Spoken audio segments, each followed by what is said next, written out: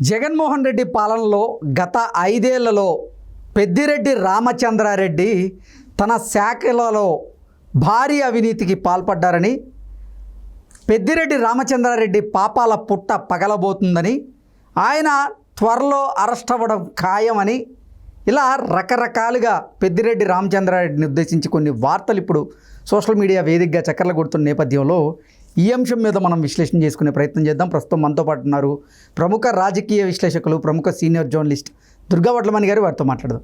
దుర్గారు నమస్తే అండి. నమస్తే. దుర్గారు, జగన్మోహన్ రెడ్డి ముఖ్యమంత్రిగా ఉన్న సమయంలో పెద్దిరెడ్డి రామచంద్రారెడ్డి తనకు కేటాయించినటువంటి శాఖలలో భారీ అవినీతికి అవకతవకలకి పాల్పడ్డారని, పెద్దిరెడ్డి రామచంద్రారెడ్డి పాపాల పుట్ట పగలబోతోంది, పెద్దిరెడ్డి అరెస్ట్ అవ్వడం ఖాయం ఈ కొత్త ప్రభుత్వం ఏర్పడిన తరువాత చంద్రబాబు గారు ఆ రకంగా నిర్ణయాలు తీసుకున్నారు అంటూ కూడా ఒక వార్త ఇప్పుడు సోషల్ మీడియా వేదికగా చక్కర్లు కొడుతూ ఉంది. దీని మీద మీ విశ్లేషణ ఏంటి? అదే పెద్దిరెడ్డి గారికి ఇచ్చారు కదండి. ఏం శాఖ ఇచ్చారు? ఖనిజ శాఖ ఇచ్చారు. ఆయన ఖనిజం అంటేనే డబ్బు కదా. సో ఆయన ఎంత చేయాలో అంత చేశాడంటే, ఆయన హయాంలో ఆయన ఎంత దోచుకోవచ్చో, ఎంత దాచుకోవచ్చో, ఎంత జగన్మోహన్ రెడ్డి గారికి ఇవ్వచ్చో తన విధేయతను చూపించుకున్నాడు. ఆయన తరఫున ఆయన అదే మిథున్ రెడ్డి, ఆయన కొడుకు, మొత్తం ఖనిజాలకు సంబంధించి చూసుకున్నాడు. ఆయన చూసుకోవడమే కాకుండా ఈయనకి ఇంకొక అనుచరుడు ఉన్నాడు, శశి అని. ఈ శశి అందరి దగ్గరికి వెళ్ళి మీకు వచ్చిన దాంట్లో అంతా కూడా మీరు వీళ్ళకే ఇవ్వాలి, వాటాలు మీరు ఇంకెవరికి ఇవ్వడానికి వీల్లేదు, మీరు తవ్విందంతా కూడా వీళ్ళకే ఇవ్వాలి, అది కూడా ఒక 10,000 రూపాయలు తక్కువకి ఇవ్వాలి అంటే వాళ్ళందరూ గగ్గోలు పెట్టారు. మీకు 10,000కి తక్కువ ఇస్తే మాకు మిగిలేదేంటని. కానీ వీళ్ళు వినలేదు. అంటే ఎవరు వినకపోయినా కూడా వీళ్ళ వేలో వాళ్ళకి చుక్కలు చూపించి, వాళ్ళని ఇబ్బంది పెట్టి, వాళ్ళని భయపెట్టి, బెదిరించి వీళ్ళ మార్గానికి తెచ్చుకున్నారు. అయితే ఇక్కడ వీళ్ళ మార్గంలోకి రాని వ్యక్తి ఒకళ్ళు ఉన్నారు. ఆయనే పులివర్తి నాని. ఆయనకు అందుకే 50 కోట్లు జరిమానా వేశారట, ఆయన వినలేదని. మీరు చూసారు ఆయన మీద ఎట్లా దాడి జరిగింది. వాళ్ళ ఆవిడ ఎంత, ఆయన వెంట్రుక వాసిలో చావు తప్పటం అంటాం చూడండి, అట్లాగా అతని గార్డు వల్ల ఆయన తప్పించుకున్నారు. వాళ్ళ ఆవిడ కూడా పాపం చాలా బాధపడ్డారు. దాని మీద కూడా ట్రోలింగ్లు జరిగాయి. ఏదేమైనా కూడా మన పెద్దిరెడ్డి గారికి మొత్తం చిత్తూరు జిల్లా ఇవన్నీ కూడా ఆయన హయాంలో ఆయన చేతుల్లోనే ఉన్నాయి. ఆయన ఎంత చెప్తే అంత ఫీజులు కూడా ఆయన చెప్పిన వాళ్ళకి ఇవ్వాలి. అసలు ఖనిజాలకు సంబంధించి, గ్రానైట్లకు సంబంధించి మొత్తం ఆయనదే, ఆయన మాటే నెగ్గింది. మీరు మదనపల్లి కావచ్చు, తిరుపతి కావచ్చు, పొంగనూరు కావచ్చు, మీరు ఎక్కడ తీసుకున్నానండి అక్కడ బాధితులందరూ కూడా చాలామంది ఉన్నారు. 1,000 కోట్ల డబ్బు ఏం చేశారు ఆయన? జగన్మోహన్ రెడ్డికి ఎంత వాటా వెళ్ళిందో ఇప్పుడు బయటికి రావాలి. ఇప్పుడు మీరు చెప్పినట్టుగా పెద్దిరెడ్డిని మీరు అరెస్ట్ చేస్తారు, కరెక్టే. పెద్దిరెడ్డితో పాటు పైన పెద్ద తలకాయ ఉంది కదా, మరి పెద్ద తలకాయను వదిలేస్తారా మీరు? వాటికి మూలం వాళ్లే కదా, జగన్మోహన్ రెడ్డి లాంటి వాళ్లే కదా. ఒక జగన్మోహన్ రెడ్డి, ఒక సజ్జల రామకృష్ణారెడ్డి, ఒక ధనంజయ రెడ్డి, వీళ్ళందరినీ కూడా పట్టించుకోవాలి కదా. అంటే ఇందులో ఎవరెవరు ఇన్వాల్వ్ అయ్యారో వాళ్ళందరినీ కూడా మీరు అరెస్టులు చేయించాలి, ఒక్కళ్ళతో వదలకూడదు. ఇప్పుడు గనుల శాఖ కొల్లు రవీంద్ర గారికి వెళ్ళినట్టుంది కదా. సో ఇప్పుడు కొల్లు రవీంద్ర గారికి చాలా మంచి పేరే ఉంది మనకు తెలిసి. కాబట్టి వారు దీని మీద దృష్టి పెడతారు, ఎక్కడికక్కడ జరిగిన అరాచకాలు వెలికి తీస్తారు.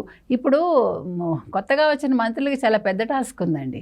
మీరు ఏ శాఖ తీసుకున్నా ఒక్కొక్క శాఖలో జరిగిన అవినీతి కావచ్చు, అక్రమాలు కావచ్చు, ప్రజలు పడ్డ పాటలు కావచ్చు, వాళ్ళ వల్ల ఇవన్నీ కూడా చాలా ఉన్నాయి. అంటే వీళ్ళు ఇక్కడ అభివృద్ధి మీద ఎంత దృష్టి పెడతారో మనం ఆల్రెడీ చెప్పుకున్నాం. ఈ అట్రాసిటీస్ మీద ఒక మనిషిని పెడతారో, ఒక శాఖను పెడతారో, దానికోసం ఒక ప్రత్యేకంగా లేదా ఒక కమిటీ వేస్తారో మనకు తెలియదు. కానీ ఇప్పుడు మొత్తం ఈ అవినీతిని బయటకు తీయటానికి, అందులో ఇన్వాల్వ్ అయిన వాళ్ళని అరెస్ట్ చేయడానికి, దీని మీద కూడా దృష్టి పెట్టాలి. అంటే వీళ్ళకి ఒక పని కాదండి, 2 పనులు ఇప్పుడు ప్రతి శాఖ మంత్రికి కూడా. ఏదో మన పరిమాణం చేసుకున్నామా, గత ప్రభుత్వం ఇంత నిధులు ఇచ్చింది, లేకపోతే ఇంత మిగులు బడ్జెట్ ఇచ్చిందారా, ఈ పని చేస్తారా?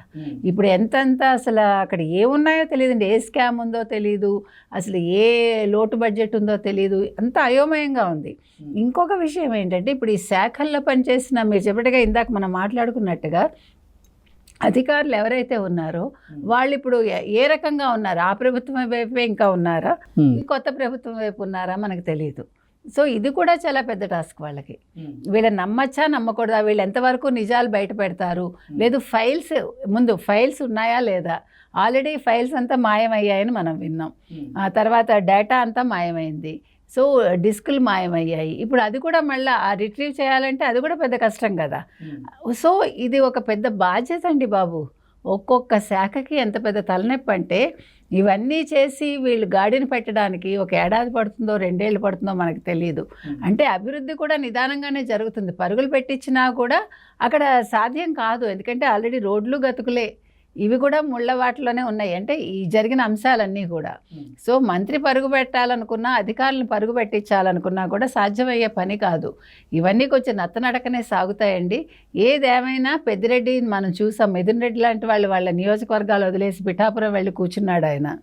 మనకు తెలుసు పవన్ కళ్యాణ్ ఓడించాలని ఓటుకి 30,000 కూడా ఖర్చు పెట్టారని మనం విన్నాం. సో ఈ డబ్బంతా ఎక్కడి నుంచి వచ్చిందండి? ఈ గనుల శాఖ నుంచి వచ్చిందే కదా. ఇక్కడ దోచారు, అక్కడ పంచారు, అంతే. అయినా కూడా ప్రయోజనం లేకపోయింది, అది వేరే విషయం. కాబట్టి అసలు మనం ఇక్కడ జరిగినంత గుండాగిరి కావచ్చు, లేకపోతే మనకి తెలుసు రాయలసీమ అంటేనే ఫ్యాక్షనిజం అని. ఫ్యాక్షనిజానికి పెట్టని కోటగా పెద్దిరెడ్డి నిలిచాడండి ఆయన. పెద్దిరెడ్డి తరఫున వాళ్ళ కుటుంబీకులు కూడా, వాళ్ళ అల్లుడికి కూడా ఆయన చాలా అంటే అన్నీ చెయ్యాలి అంటే, అల్లుడికి అన్నీ కూడా ఈ గనులకు సంబంధించి కావచ్చు, లీజులకు సంబంధించి ఆయన కూడా చాలా కట్టబెట్టాడు ఆయన. అంటే వాళ్ళ కుటుంబీకుల్ని ఎలాగైనా పైకి తీసుకురావడానికి ఆయన తన మార్గాల్లో తను ప్రయత్నించాడు. అందరినీ భయపెట్టాడు. లేకపోతే అవసరమైతే మరి వాళ్ళు ఎవరినైనా మనుషుల్ని లేపేశారేంటి, మనకి ఇంకా విషయాలు అయితే బయటికి రాలేదు. ఒక్కొక్కటి వస్తాయి, బెదిరింపులు అయితే మనం చూసాము ఆల్రెడీ. కాబట్టి దీని మీద వీళ్ళు ఇప్పుడు ప్రభుత్వం అయితే దృష్టి పెట్టాలండి. మొత్తం చిత్తూరు ఆ చుట్టుపక్కలంతా కూడా ఇది చిన్న విషయం కాదు. కాబట్టి ఆల్రెడీ పెద్దిరెడ్డి మీద చాలా కేసులు కూడా ఉన్నట్టున్నాయి. అవన్నీ కూడా న్యాయశాఖ కూడా చూసుకుంటుంది. అంటే చట్టం తన పని తాను చేయాలి. At the same time department కూడా వాళ్ళ పని వాళ్ళు చేయాలి. పెద్దిరెడ్డి రామచంద్రారెడ్డి కేవలం తనకి కేటాయించినటువంటి శాఖల్లోనే కాదు, అన్ని శాఖల్లో కూడా అవినీతికి పాల్పడ్డారు. ఇసుక సంబంధించి అక్రమ ఇసుక తవ్వకాలను ఆయన భారీగా ప్రోత్సహించేవారని, దానికి తోడు మైనింగ్, అలాగే మద్యం, ఇలా రకరకాల శాఖల్లో ఆయన అవినీతికి పాల్పడ్డారు అంటూ కూడా కొన్ని వార్తలు రోజు ఆయన మీద ధారాళంగా వస్తున్నటువంటి నేపథ్యంలో అసలు ఏంటి, ఎంత అవినీతికి ఆయన పాల్పడ్డాడు ఈ 5 సంవత్సరాల్లో అంటే ఏం చెప్తారు? ఒక అనకొండ అనుకోండి, మనకేం తెలుసు? ఇసుక దందా మనకు తెలుసు. అసలు ఇసుక తవ్వకాలు రోజు జరిగాయి. అసలు అక్కడ నదులు ఏమైపోయి ఉంటాయో, నదీ పరివాహక ప్రాంతాల్లోనే కదా ఇసుక తవ్వుతారు మనకి. అంటే ఆ ఇసుక లేనప్పుడు అక్కడ ఏమవుతుందండి, ఆ ప్లేస్ అది ఇదైపోతుంది కదా. అదేవిధంగా మీరు అన్నారు మద్యం అని. మన ఎలక్షన్స్ అప్పుడు మొత్తం మద్యం అంతా ఎక్కడికి వెళ్ళిందండి? పిఠాపురానికి వెళ్ళింది. మనం అది కూడా చూసాం. తర్వాత బీర్ ఎక్కడ దొరకలేదు. అదేం కంపెనీ అండి? కింగ్ ఫిషర్ ఎక్కడ దొరకలేదు రాష్ట్రంలో, మనం విన్నాం. తర్వాతే బయటకు వచ్చింది ఎలక్షన్స్ అయ్యాకని. అంటే ఎక్కడికక్కడ వాళ్ళు దాచేసి, అంటే ప్రతిపక్షం ఎవరికి పంచకుండా అన్నమాట. సో ఆ రకంగా కూడా వాళ్ళు అసలు ఆలోచన చేశారంటే చూడండి, అసలు వాళ్ళు మామూలు మనుషులా? వాళ్ళు ఇలా ఎవడో ఆలోచించాడు కదా. ఇప్పుడు మనం నెగ్గాలి అని చూసుకుంటాడు, దానికి ఏం చేయాలో ఆలోచిస్తాడు తప్ప ప్రతిపక్షం నెగ్గకూడదు, ప్రతిపక్షం